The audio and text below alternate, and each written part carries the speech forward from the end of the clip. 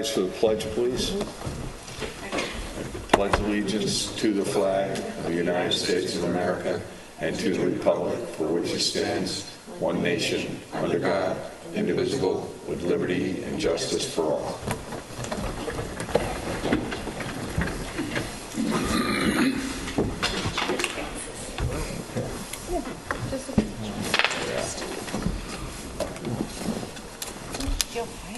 Welcome to the April 25th work session of the Board of Trustees here.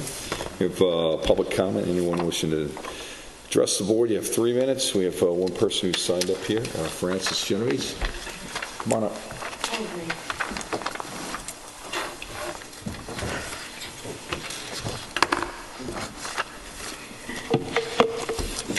I've given you all a printout of an article from the New York Times, which ran this weekend, which is actually a rearguard article, even though it seems to be projecting the future, about the diseases and epidemic that climate control are expected to bring, and in fact have already brought.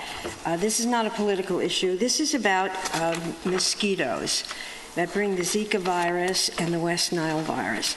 And it's very clear that it's becoming epidemic in this country, and it's moving up the East Coast. So I've left that for your reading, and I've highlighted for you the conditions which are the most favorable for breeding these mosquitoes. And the description is from a slum in Dallas. I've enclosed some pictures from a property in Southampton, which matches it perfectly. I've brought these pictures into you before. They're dated over the years. This is the Corrigan property, which is a horrific breeding ground for this kind of thing. So I'm here because, finally, it's going to be a liability for the village very soon, either in terms of, because the village has been alerted and has been notified, in terms of the Board of Health coming. You know, the Board of Health has to be notified because there's standing water there at all times. In the drought of summer, there's standing water there. The other thing is, I was looking one day and saw in 2016 a bid offer that was issued by the town of Southampton for any contractor who wanted to pick up junk and stuff like that. And what it said at the bottom is that they had a hand in their bids, but everything had to meet the requirements of the municipal, the town, and the state government. It had to meet those conditions for a junkyard. So this is the second liability there, because he is running a junkyard beyond anything there. He's collecting old metal. He's got trailers there. The pictures don't do it justice. I brought this in before, and now it can't go away because West Nile virus causes paralysis in adults. Everybody knows what it does, what Zika does for children in utero, and also if they get bit afterwards. So I'm dropping it again in your lap with a couple of pictures, and I expect it'll be addressed in the mayoral contest. And anyway, I'm leaving it for you. And what I would like to know, what I'd like clarified is there any law on your books for a junkyard, for permitting this kind of thing, for forbidding this kind of thing? Because if it doesn't, we revert to the town standards and the state standards. You have to meet them if you don't have one. So I was reviewing code today. I didn't see anything in our code in reference to junkyards. I know we do have a couple of chapters in there regarding junk cars and motorized vehicles, they call them, and also brush and trash and weeds. But I did drive by the property today, and it's even worse today than what it was when you took these pictures in November. And also, there's a composting operation going on in the back, which nobody can see. And the other day, there were about 15 cars with about 25 laborers hanging around. There are huge trucks on the street. This is not for the village. This is what's being encouraged in the village. So, I mean, if you have to do a law, If a law has to be written, if they have to get permitting, then, It's residentially zoned too. It's R20, yeah.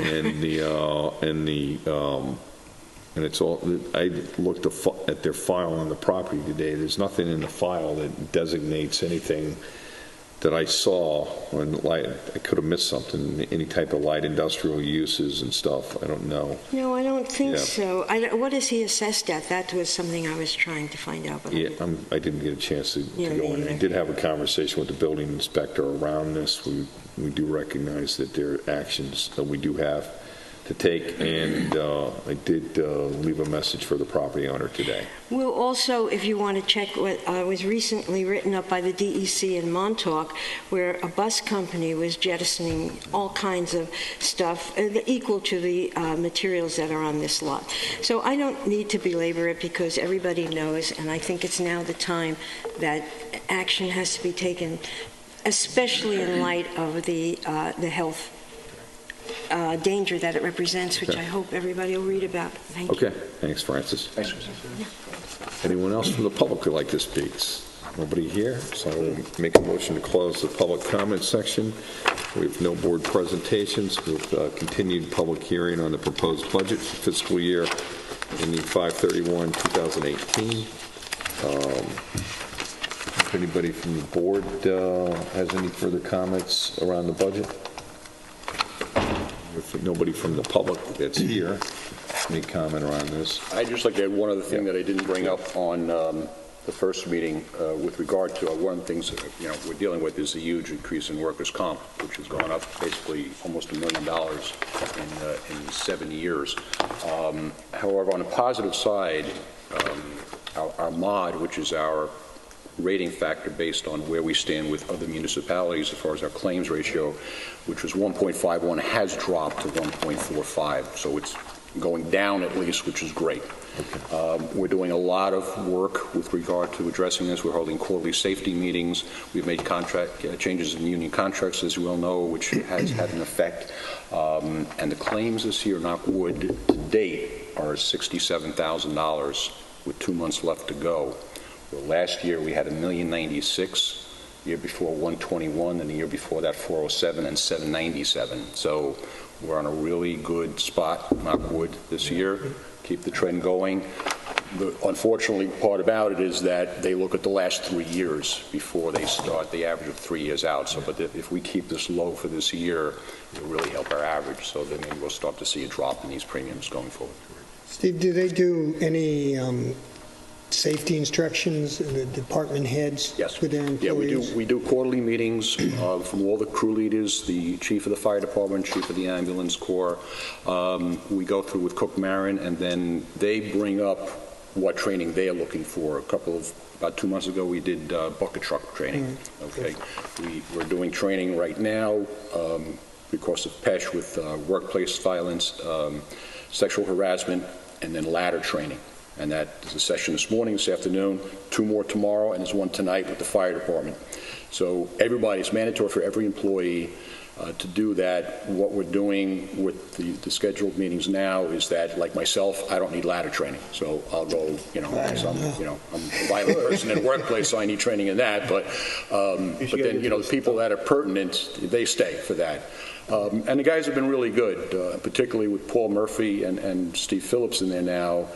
Paul has done a lot of training with Bartlett, so he's putting in toolbox talks like every Thursday in the morning, just 15 minutes before the guys go out after they take their assignments. And it's just be conscious of your surroundings. Again, electrical training, bucket training, Key blood stuff. board. Yeah, so it's all, we're really ramping up the training. Problem is, we're a small employee force, so to get these guys in here, you got nobody out in the field doing any work. So you really have to juggle it, but the more we do, the better we are. One thing that I'll bring up later when we talk about the CSEA contract, but it's not a contract item, but the other thing we're putting into place is pre-employment physicals. So that anybody coming in as an HEO or a laborer, we have a benchmark when they come in, so we know they're healthy, and they can't say 3 months later, they got a back injury, and they came in with a back injury. Right. So now we have a benchmark to go with. So that's any new hire is going to have to go through a pre-employment physical on that. And do we do any health health, wellness seminars or anything like that? It's available. Sometimes those are good. It's available through EAP, and, we have it there. That they really, we brought in, we do the industrial hearing, which we did the end of March, and then we piggybacked that with, I forget the name of the company, but anyway, they came in with a trailer, a 40-foot, bus, basically, and you had to pre-sign up for physicals, blood pressure, and it was well received. It was, completely no cost to the village whatsoever. I forget, it was AccuHealth or something like that. They paid for it. But a lot of people went in that, I'm not going to mention names, but some that have never gotten a physical in 5-10 years. Yeah, yeah, that's key. And they came out with like, wow, I have high blood pressure. I have to do something about it, So, it was a good, I would guess say 5 to 10 people picked up on it. But, it's That's all in the right 5 direction. or 10 is. Yeah, no, it's good because usually, if it's offered from Village Hall, it has to be something wrong with it, so it's some kind of trap. So, because we still have guys that don't take a hearing test because they think that, well, if my hearing's bad, I'm going to get fired. So, but, it's just to help them out. But it's What? That's right, exactly. What about employee benefits? Because is there any way that a village can control those going forward, or are they going to continue to? It's all, as far as the medical is concerned, we're not experience rated, so we're all pooled. It's, what's ever going on out in the medical field. New York State that's- health insurance. Exactly. That's kind of out of control. The pension, that's out of our control. The only thing we can really, gear up on is the workers' comp. And then I'm looking at a different fire department LoSAP plan, which might cut that cost.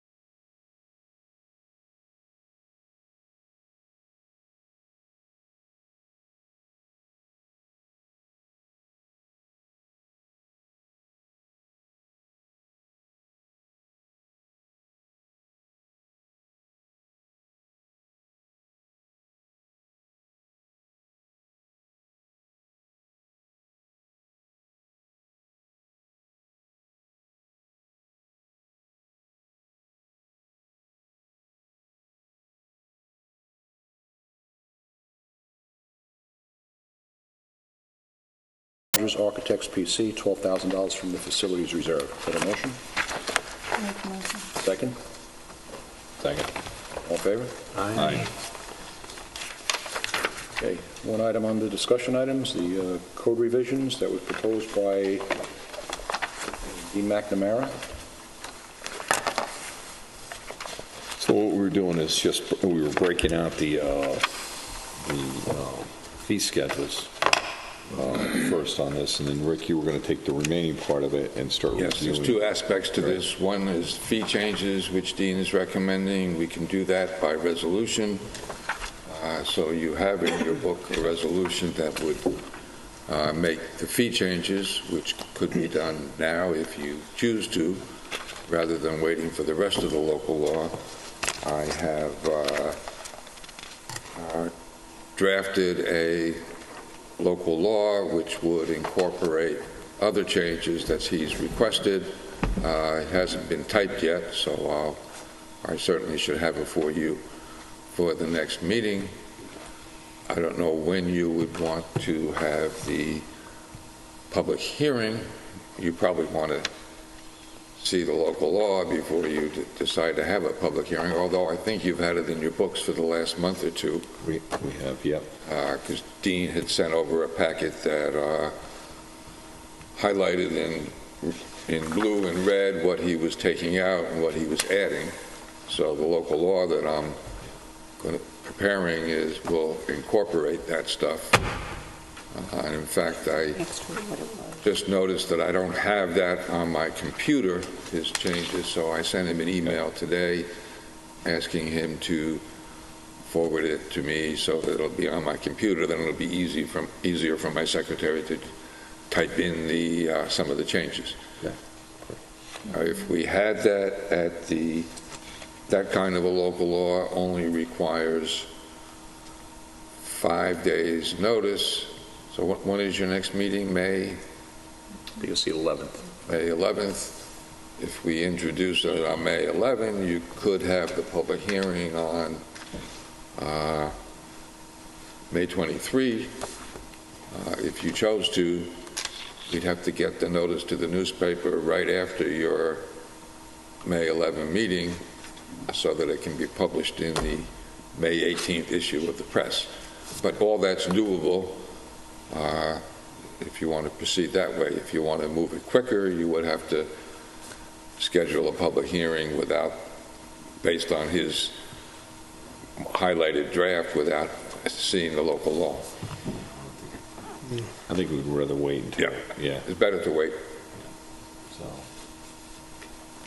but a lot of these, Nancy said wanted to see what they were. I wish we had, beforehand like and in stuff red next to it, like what, 150, Well, that what was that before, you know? That was That was the the original, other what copy, Dean had yeah. said, had that That in was there. in your book previously. I know, but it's not here Yeah. now. Saved it or not, so. All right, I wouldn't remember it. Yeah. But a lot of these are brand-new categories. Okay. Just because he looked Might at have it in everything yours, that was coming in Pardon? and tried to break it all I down. have one copy in Julie's book. You want me to read it to you, or would you rather? No, No, we're I not mean- doing anything tonight Yeah. on this anyway, right? Are Well, we? We can. We Well, can, then I because would we really- just need a resolution Yeah, for the fee to, structure, we can do. you know, nothing went down, I would tell you. Okay. And this Well, it was, shouldn't have. yeah, and then, Some of it only went up slightly, and a lot of it's just in line. So when he did this, he took into consideration businesses that we have within our community that have this.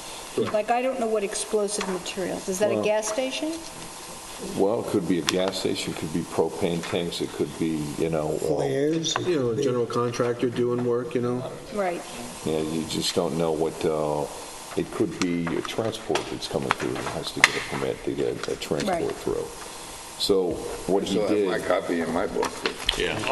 what he did is he took the different I mean, types in my of permits file, I that pulled come it out of the through. book. Right, yeah, and looked most at of all them the do. different, throughout other municipalities and saw what they were signing off on, and then expanded the schedule right there to identify these different uses. Okay. So there would never be any kind of questions on something that they may or may not need a permit on. Okay. It's all very interesting. I think it's in line with, neighboring municipalities anyway, so it's nothing out of the ordinary. You just actually took the time to review it and say, well, okay, some of these were like next to nothing. The majority of them are new. If you're not ready to act on it So tonight, he you really could was act trying on to it at cover the entire village then, Yeah, of you'll what we see. have here. The red. It's up to you guys. I'm ready, but if everybody else is Oh, not. interesting. I mean, I Okay, so looked the at it, blue I is all, looked- this is all new. Yeah. Wow.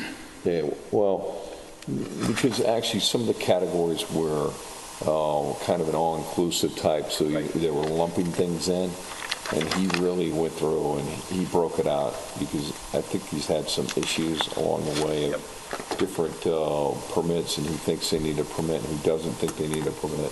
So he really went through and he really broke it down. Becomes an enforcement issue, because Yeah. as you say, as we know, it's not so much what the fine would be, but if it's not broken down individually, it's about him able to enforce it properly, that's all. So now it puts it in writing, he can enforce it. Yeah, This only establishes the fees. that's it, yeah. Right, to the extent that any of those fees relate to something that doesn't currently require a permit, it obviously wouldn't apply until we amend the code to require a permit. But some of those may be, like you indicated, are probably just breakdowns of a broader category that still already requires a permit. That's really a lot of that stuff was. If you go through and look, you'll see. So let's take the tents, for example. So he was just doing a flat fee for tents. Now he broke it down by tent sizes and types of structures and stuff. So it's So on one part it says tents, canopies, and other membrane structures, less than 1,500 square feet, $100. So is that on a person's property? well, it depends on if the fire marshal has to go in and it could be on the property. If you're going to have a wedding on your property and you're going to install a tent. Well, that's my question, Yeah. because then the next one is special event on beach tent permit. Right. That went from 100 to 350. Right. But I'm confused. I understand the beach, but where are these other tents? They could be would in the have- backyard. They could be Okay, at I didn't the- realize if you put a tent up Yeah. in your backyard, you get charged for it. Well, you have, because of has to be fire marshal inspected. actually has to go and inspect it. Oh, To make okay. sure that That's good for people Yeah. to know, because I think Yeah. most people Oh, don't know that. I completely agree. Because, that where are they cooking at, and how are they Public managing? assembly. So, do they have, or they have electric in there? Is it safe? Right. Do they have fire extinguishers placed at certain points throughout the tent? So, And it's the flammability of the tent material, too. Absolutely. So those are all things that, and this has taken him about a year to compile everything. Amazing. And he just went through and said, these are all the permits that have come in, these are the different questions, this is municipality X over here, what they're doing compared to what we're doing, and how You did can a I great make- job. Yeah, he's a pretty thorough guy, I would have to say. Sometimes, A little too far. yeah, sometimes people have a complaint about that. That's okay. Complain about the fire marshal is not a bad thing. So when it comes to him holding your feet to the fire, I guess. So We just keep him out of SAC, that's all. Yeah. Not allowed in there anymore. so yeah. But any other questions on this? No, I'm glad that. Did you know, anybody it's- else want to see the comparisons and Yeah. stuff? No, I had looked at it previously. Yeah. All right, so I'd like to take action on this tonight.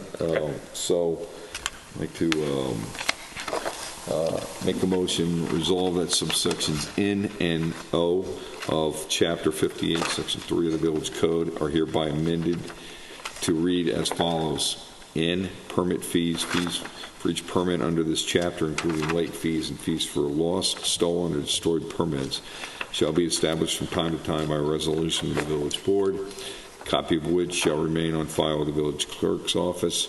Fees shall not be refunded in the event that an application is denied.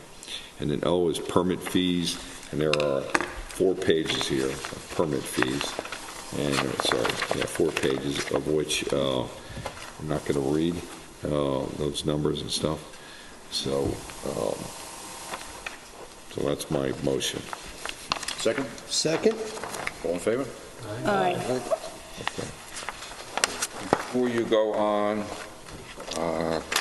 one of those fee changes is a tent permit for in connection with a special event on the Ocean Beach. Yep. And we have, that fee is also it's now set forth in this chapter of the code, but it's also set forth in Chapter 80. Okay. So to be consistent, we should amend that provision in Chapter 80. Resolve that Section 80-15B1B is hereby amended by deleting $100 and inserting $350 in place thereof. I'll make that motion. Second? Second. All in favor? Aye. Julie, there's the wording of it at the bottom there. Okay, so that is all that we have on our agenda, and into comments from board members here. Trustee Estromsi. First off, it's Aquino, by the way, Mr. Funch. What? Aquino is how you pronounce it before. Did we hire somebody like that? No, we hired Acquion. I mean, all those names, and I only got one wrong? Just one. No, It's you been a didn't. while. Just one, not bad. I thought that was a simple one. But other than that, I just wanted to wish a happy birthday to my son, son Cole will be 16 tomorrow. So Sweet 16. that fun begins. Big Happy party. birthday, buddy. Trustee Irving. Two quick things. One, it was great to see the fire department out there on Main Street. Not that I had anything to do with it, but is to be proactive like that and to check the hydrants and the water pressures is, boy, it can be so valuable if you have a fully engaged fire going. And, you know, and that's pretty serious situation as we saw in Sag Harbor, and to know it ahead of time is a real plus.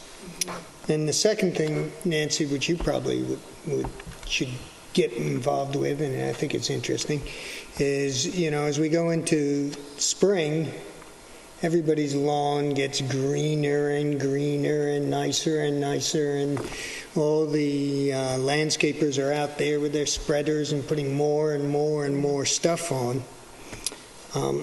I would just ask the general public to share the information with your landscaper on what is being spread on your lawn, because that can have a drastic effect on our ponds and our bays, especially along Meadow Lane and Dune Road, or anybody that's near wetlands. And you should be well aware of what they're putting on your property. So often landscapers look for the short-term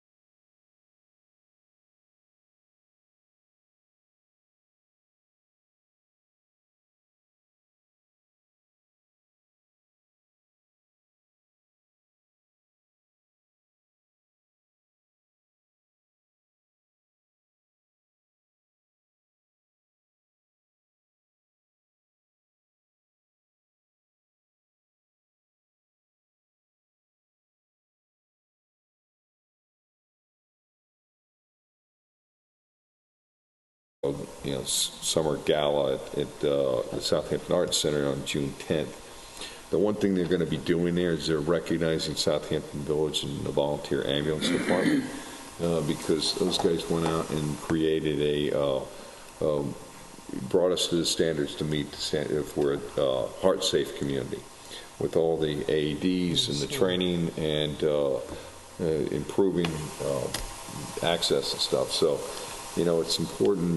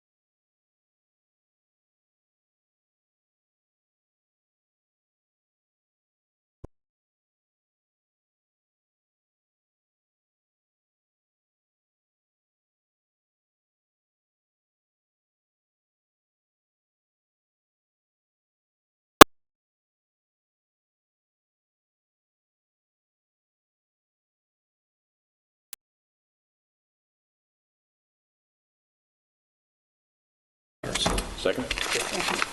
Favor?